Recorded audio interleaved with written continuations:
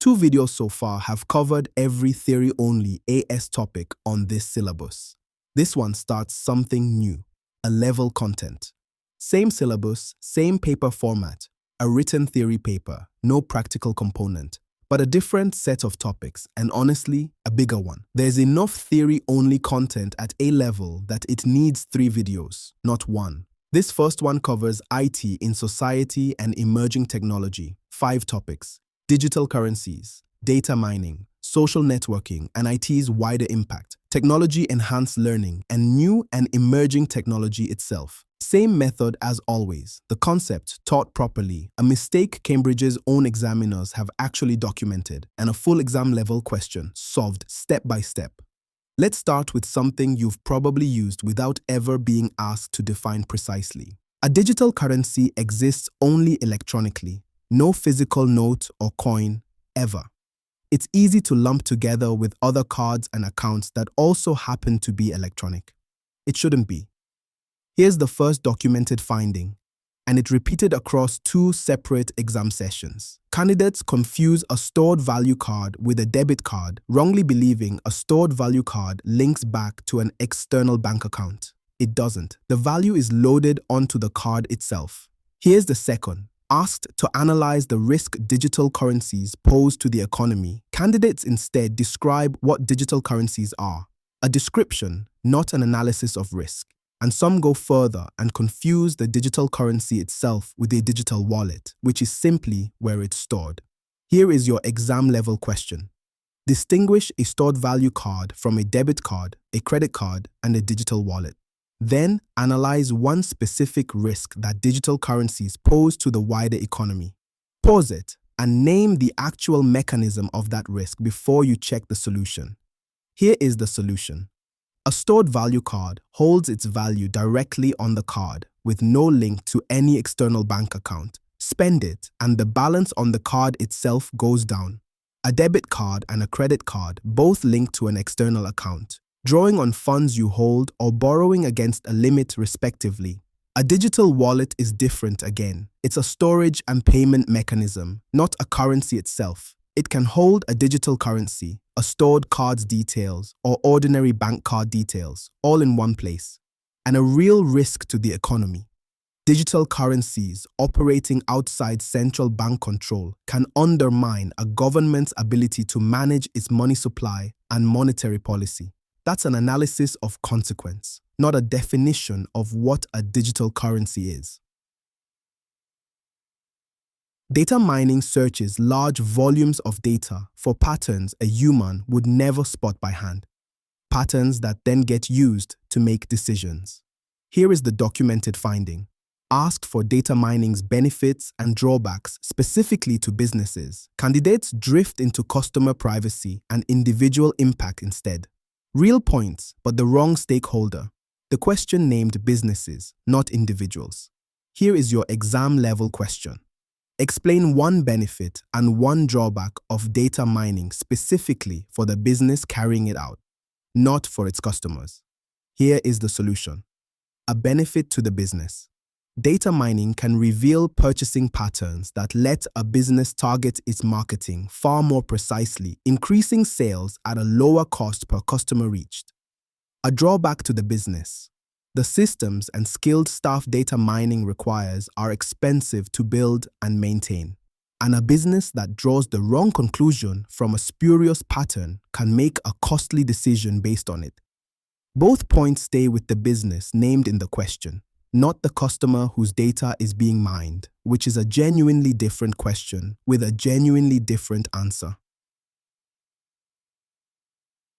Social networking platforms and IT's wider impact on society are 2 sides of the same syllabus content, and this is the topic examiners have documented mistakes on more than any other in this video. Here's the first documented finding, and it's repeated across multiple sessions in slightly different forms. Given a specific scenario, a government department, a hospital, candidates answer with generic social media knowledge that isn't actually tied to that scenario. The same answer could have been written for any platform, in any setting. Here's the second. Questions asking for impact on health, on a business, through advertising, Need both sides, positive and negative. Weaker answers give one side only or repeat the same single point twice in different words instead of finding a genuinely second point. Here is your exam level question. A hospital uses social media to share health advice with patients. Explain one benefit and one drawback of this, specific to a hospital's use of social media, not social media in general. Here is the solution. A benefit specific to a hospital. Social media lets health advice reach a very large number of patients quickly and at almost no cost compared with printed leaflets or in-person appointments. A drawback specific to a hospital. Health advice posted publicly can be misread or shared out of its original context, and a hospital has no control over how accurately a patient interprets advice once it's left the original post. A risk that matters far more for health information than it does for, say, a retailer's promotional post. Both points are tied to a hospital specifically, and both sides, benefit and drawback, are covered, which is exactly what this kind of question is checking for. 3 topics down. Look at what actually went wrong in each one.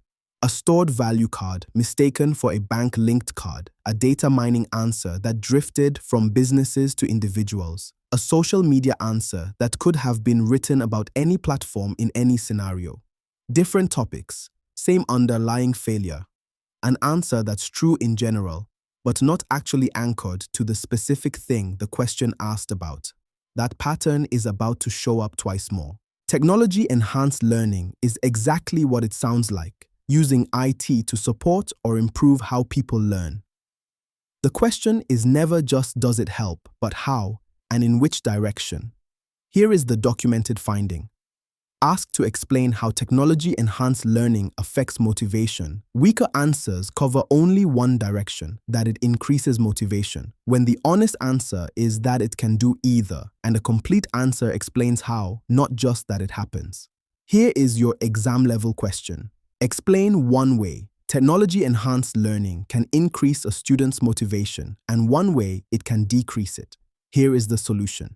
Increasing motivation. Interactive elements like instant feedback, badges, or progress tracking give a student a sense of achievement much sooner than waiting for a marked assignment back, which keeps engagement high. Decreasing motivation. Technical problems. A slow connection. A platform that crashes. A confusing interface. Interrupt learning and can frustrate a student enough that they disengage from the material entirely, regardless of how good that material is.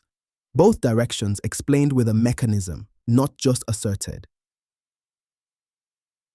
This part of the syllabus covers a genuinely wide range of emerging technology. 2 specific applications have real documented exam evidence behind them, so that's where this topic focuses. Here's the first documented finding. Asked about IT's impact on prosthetics, the strongest answers referenced computer-aided design and manufacture at the design and production stage, and sensors and microprocessors at the end-user stage. Weaker answers stayed vague about better prosthetics without naming either mechanism. Here's the second. Asked about computer-assisted translation's impact on scientific research, candidates described what computer-assisted translation is and does, rather than its impact, listing uses instead of analyzing the consequences of those uses for research specifically. Here is your exam-level question.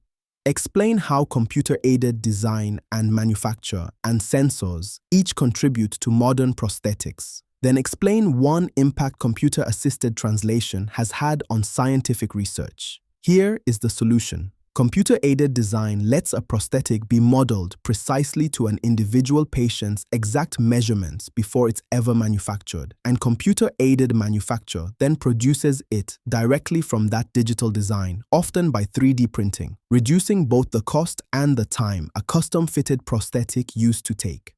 Sensors, once the prosthetic is in use, detect the wearer's muscle signals or movement and let the prosthetic respond accordingly rather than being a fixed, unresponsive shape. And computer-assisted translation's impact on research specifically. It lets researchers read and act on findings published in a language they don't speak without waiting for a human translator, genuinely speeding up how quickly research from one country reaches and influences researchers in another. That's an impact, a consequence, not just a description of what the tool does. 5 topics: digital currencies, data mining, social networking, and IT's impact, technology-enhanced learning, new and emerging technology. And notice the same thread ran through nearly all of them.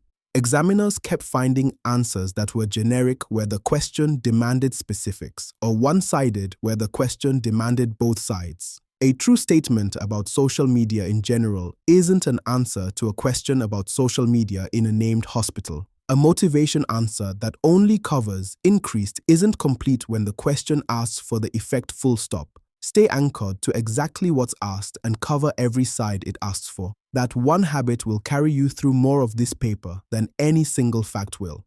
Next time, networks and communications technology, the single largest section in this entire syllabus. Search Cambridge IT on StudyRevise for the rest of this series, and I'll see you in the next one.